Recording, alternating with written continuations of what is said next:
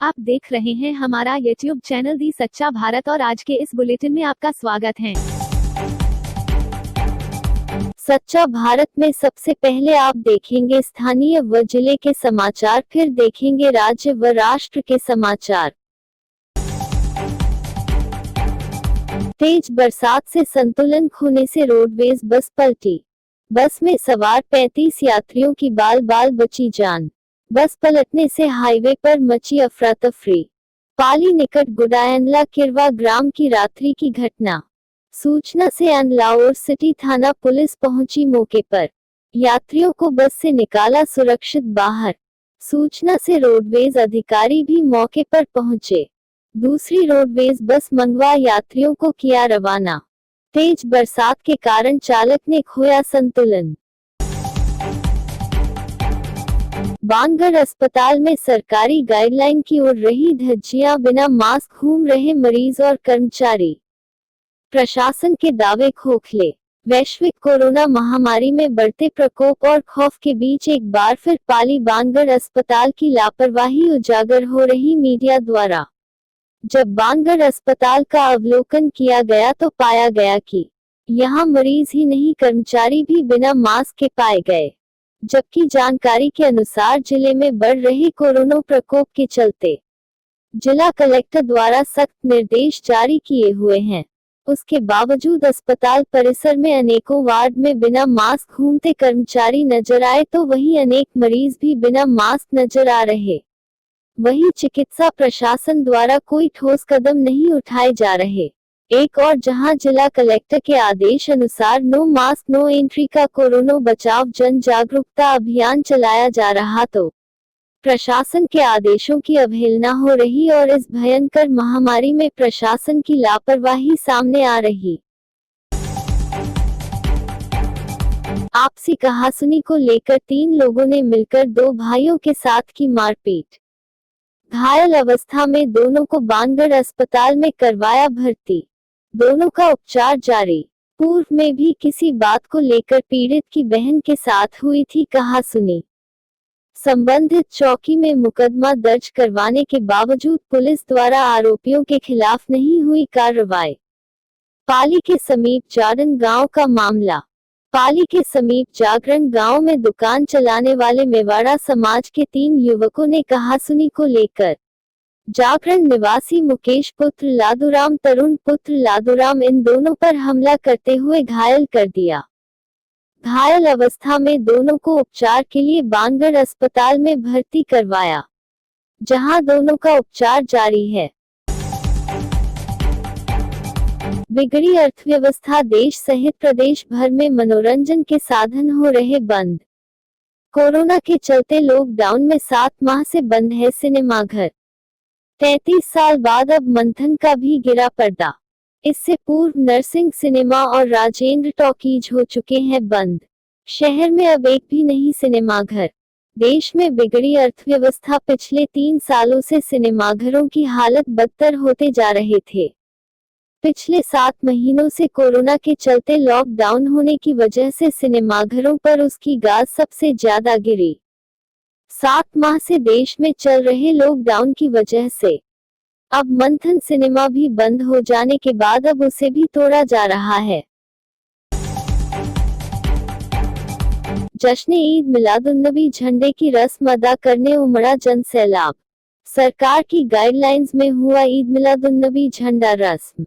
पाली शहर के चारणियों का बास पुराना बास में बीते रात्रि ईद मिलादुन्नबी पर्व पूर्व मुस्लिम समाज द्वारा झंडे की रस्म अदा करने भारी संख्या में जन सैलाब उमड़ा। इस मौके और कोरोना महामारी के मद्देनजर सोशल डिस्टेंस का ध्यान रखा गया और इस कार्यक्रम का आयोजन किया गया। इस मौके पर हाजी महबूबती अध्यक्ष शहर ब्लॉक कांग्रेस कमेटी पाली, पार्षद इंसाफ मोयल सहित सैकड़ों समाज बंधु मौजूद रहे। नो मास्क नो एंट्री अभियान के तहत नगर परिषद द्वारा हुआ नुक्कड़ कठपुतली नाटक का आयोजन। नाटक के माध्यम से लोगों को मास्क का उपयोग करते हुए सोशल डिस्टेंस की पालना करने का किया आह्वान। पाली के सूरज पोल चौराहे पर हुआ नुक्कड़ नाटक का आयोजन। अभियान के तहत नगर परिषद अधिकारी के द्वारा मंगलवार को सूरजपोल पर मास्क बांटते हुए नुक्कड़ नाटक कठपुतली के द्वारा आने जाने वाले लोगों को मास्क पहनने की अपील की। रेवेन्यू अधिकारी रवि खन्ना ने बताया था, मुख्यमंत्री अशोक गहलोत द्वारा प्रदेश भर में नो मास्क नो एंट्री के तहत जागरूकता अभियान चला रहे हैं और कठपुतली के द्वारा नुक्कड़ नाटक के द्वारा लोगों को मास्क पहनने की अपील की जा रही है। कांग्रेस हाइब्रिड है और बीजेपी मौलिक पार्टी, इसलिए हमारा महापौर वो ही बनेगा जो जीत कर आएगा। बीजेपी जयपुर नगर निगम चुनाव में इस बार सरकार ने हाइब्रिड फॉर्मूला भी रखा है। मतलब यदि किसी राजनीतिक दल का बोर्ड बनता है तो महापौर किसी ऐसे व्यक्ति को भी बनाया जा सकता है जो पार्षद का चुनाव ना लड़ा हो, बशर्ते महापौर बनाए जाने के कुछ माह बाद उसे किसी सीट को खाली करवाकर चुनाव लड़कर जीतना होगा। हालांकि बीजेपी ने साफ कर दिया है कि वह हाइब्रिड नहीं बल्कि मौलिक पार्टी है। मतलब इस फॉर्मूले का उपयोग भाजपा तो नहीं करेगी।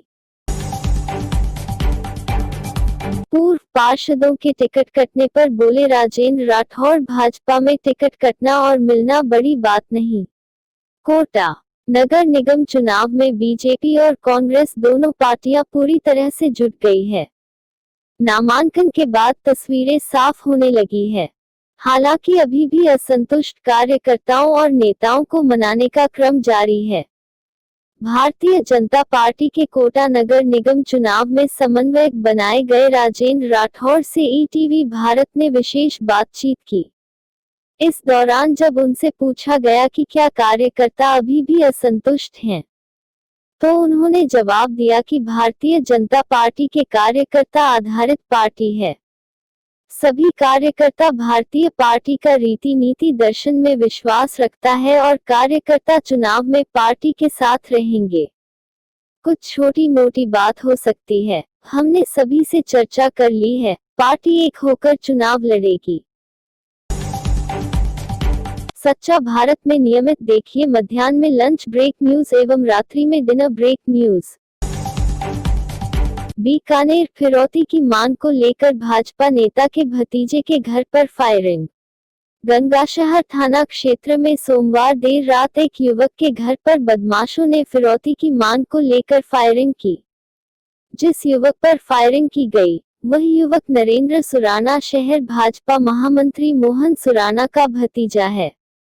बीकानेर की गंगाशहर थाना क्षेत्र में फिरौती की मांग को लेकर बदमाशों ने एक युवक के घर के बाहर फायरिंग की और युवक को जान से मारने की धमकी दी। घटना की जानकारी मिलने के बाद परिजनों ने तुरंत ही मौके पर पुलिस को सूचना दी, जिसके बाद गश्त पर निकली पुलिस घटनास्थल पर पहुंची। शहर भाजपा महामंत्री मोहन सुराना ने बताया कि पहले भी इस तरह की धमकी आई थी, लेकिन उसको दरकिनार कर दिया। लेकिन 4-5 दिन पहले बदमाशों ने व्हाट्सएप कॉल के जरिए सीधे 5 लाख की फिरौती की मांग की और नहीं देने पर जान से मारने की धमकी दी। पत्नी ने उगले राज, मां और प्रेमी भी था वारदात में शामिल। नींद की गोलियां खिलाने के बाद की थी निर्मम हत्या। पोखरण सांकरा क्षेत्र के माधोपुरा गांव की मेघवालों की ढाणी में पत्नी द्वारा पति की हत्या करने के मामले में आरोपी पत्नी के इस षड्यंत्र में उसकी मां और प्रेमी भी शामिल था। गौरतलब है कि रविवार को इस मामले का खुलासा हुआ था। मृतक कौशलाराम के परिजनों ने इस संबंध में सांकरा थाने में रिपोर्ट दर्ज करवाई थी। मौसम विभाग ने दी तेलंगाना और कर्नाटक में भारी बारिश की चेतावनी।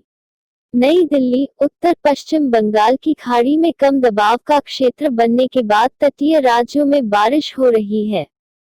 मौसम विभाग ने बीते एक सप्ताह से 2 बार भारी बारिश और बाढ़ का सामना कर चुके हैदराबाद और कर्नाटक में एक बार फिर बारिश की चेतावनी दी है। इससे पहले आईएमडी ने जानकारी दी थी कि तेलंगाना में तीव्र क्लाउड क्लस्टर बना है। यह क्लस्टर पश्चिम की ओर बढ़ रहा है, जिसके चलते अगले 3-4 घंटों में राज्य के दक्षिणी इलाकों में मध्यम से तीव्र बारिश की संभावना है। बेटे की मौत के बाद एसपी से मिलने पहुंची वृद्धा जमीन पर गिरी, घंटों बिलखती रही। मीडिया को देखा तो याद आए इंसानियत। चूरू जिले के एसपी ऑफिस में मानवता सिसकती नजर आई।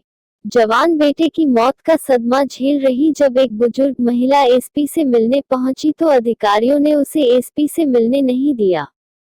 महिला एसपी ऑफिस की गेट पर जमीन पर पड़ी रोती सिसकती रही, लेकिन उसे ऑफिस में बैठने की जगह भी नहीं मिली।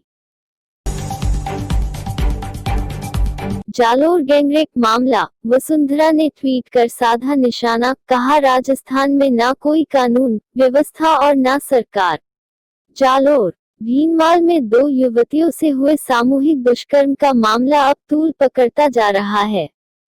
इस मामले को लेकर अब पूर्व सीएम वसुंधरा राजे ने गहलोत सरकार पर निशाना साधा है। राजे ने ट्वीट कर इस घटना पर दुख जताया है। उन्होंने ट्वीट कर कहा है कि राजस्थान में हर रोज हो रहे दुष्कर्म की घटनाओं ने पूरे प्रदेश को झकझोर दिया है। जालोर की घटना ने यह साबित कर दिया है कि राजस्थान में ना कोई कानून व्यवस्था दिखाई देती है और ना ही कोई सरकार। भरतपुर बयाना में बेकाबू ट्रक ने साइकिल सवार को रौंदा, मौत। भरतपुर बयाना कस्बे के ब्रह्मबाद रोड स्थित रेलवे फाटक पर निर्माणाधीन ओवरब्रिज के पास एक अनियंत्रित तेज रफ्तार ट्रक ने साइकिल सवार 16 वर्षीय किशोर को रौंद दिया। दुर्घटना में किशोर की मौके पर ही मौत हो गई। गुस्साए परिजनों ने रेलवे फाटक के पास रास्ता जाम कर दिया, जिसके बाद मौके पर पुलिस अधिकारियों ने पहुंचकर समझाइश कर जाम खुलवाया। पुलिस की कार्यप्रणाली से नाराज परिजन और ग्रामीणों ने मंगलवार सुबह बयाना पुलिस थाने पहुंचे। कमलनाथ को राहुल की फटकार, आइटम वाले बयान पर राहुल बोले कमलनाथ जो भी हो, मुझे उनका बयान और उनकी भाषा अच्छी नहीं लगी। मध्य प्रदेश के पूर्व मुख्यमंत्री कमलनाथ के आइटम वाले बयान पर कांग्रेस नेता राहुल गांधी ने मंगलवार को तीखी प्रतिक्रिया दी। राहुल ने कहा कि कमलनाथ भले ही मेरी पार्टी के हैं, वे चाहे जो भी हो, लेकिन जिस भाषा का उन्होंने इस्तेमाल किया है, मैं निजी तौर पर उसे पसंद नहीं करता। कमलनाथ ने रविवार को डबरा में एक चुनावी सभा के दौरान शिवराज कैबिनेट की मंत्री इमरती देवी को आइटम कहा था। नाथ के इस बयान पर मध्य प्रदेश के मुख्यमंत्री शिवराज सिंह चौहान और भाजपा नेता ज्योतिरादित्य सिंधिया समेत कई नेताओं ने मौन धरना दिया था। वैक्सीन के लिए भारत पर भरोसा, बिल गेट्स ने कहा वैक्सीन पर रिसर्च और बड़े पैमाने पर इसे बनाने में भारत की भूमिका अहम होगी। अमेरिकी बिजनेसमैन और माइक्रोसॉफ्ट कंपनी के मालिक बिल गेट्स को महामारी के खिलाफ लड़ाई में भारत से बड़ी उम्मीदें हैं। गेट्स ने कहा है कि भारत में हो रही रिसर्च और मैन्युफैक्चरिंग कोरोना से लड़ने में अहम है। बड़े पैमाने पर वैक्सीन तैयार करने में भारत की खास भूमिका होगी। उन्होंने ग्रैंड चैलेंजेस एनुअल मीटिंग 2020 में यह बातें कही। यह वर्चुअल मीटिंग प्रधानमंत्री नरेंद्र मोदी की अगुवाई में की गई थी। मीटिंग में कोरोना वैक्सीन तैयार करने और इसके इलाज में आ रही चुनौतियों पर चर्चा हुई। गेट्स ने कहा कि भारत ने बीते 2 दशकों में स्वास्थ्य सुधार के लिए बड़े काम किए हैं। आगे भी इससे काफी उम्मीदें हैं। पीएलए सैनिक को छोड़ने के लिए चीन ने भारत से लगाई गुहार। बीजिंग चीनी सेना ने पूर्वी लद्दाख में भारतीय सेना द्वारा पकड़े गए उसके सैनिक को जल्द छोड़ने की गुहार लगाई है। चीन की पीपुल्स लिबरेशन आर्मी के एक सैनिक को पूर्वी लद्दाख के डेंगचोक सेक्टर में सोमवार को उस समय पकड़ लिया गया जब वह वास्तविक नियंत्रण रेखा पर भटककर भारतीय क्षेत्र में आ गया था। चीन ने भारतीय सेना से प्रोटोकॉल के हिसाब पीएलए सैनिक को छोड़ने की गुहार लगाई है। और ऐसे ही नए अपडेट पाने के लिए द सच्चा भारत चैनल को सब्सक्राइब कीजिए। धन्यवाद।